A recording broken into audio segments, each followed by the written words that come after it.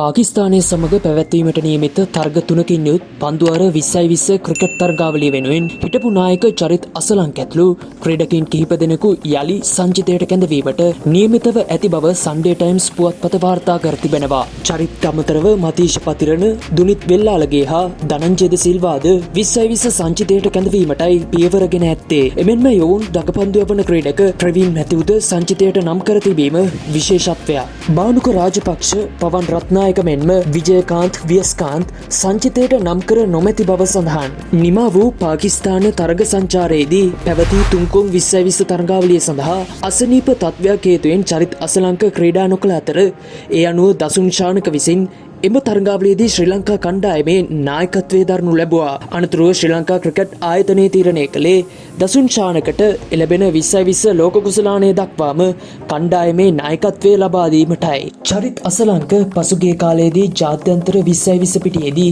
සැලකිය යුතු දක්ෂතා දැක්වීමට සමත්ව තිබුණේ නැහැ. මේ අතර සංචිතයට කැඳවා ඇතැයි වාර්තා වන ටෙස්ට් නායක ධනංජය ද සිල්වා අවසන් වරට 2020 ජාත්‍යන්තර තරගයක් ක්‍රීඩා කර ඇත්තේ 2024-2020 ලෝක කුසලාන තරගාවලියේදී. ශ්‍රී ලංකා සංචිතයේ නව වෙනස්කම් සහ නායකත්වය පිළිබඳව ඔබේ අදහස අපට කමෙන්ට් කරන්න. දිනෙන් දින උණුසුම් වන ක්‍රිකට් ලෝකයේ උණුසුම් තොරතුරු දැන ගැනීමට ස්පෝර්ට්ස් කවුන්ටර් සබ්ස්ක්‍රයිබ් කරලා බෙල් අයිකන් එක ක්ලික් කරලා තියාගන්න.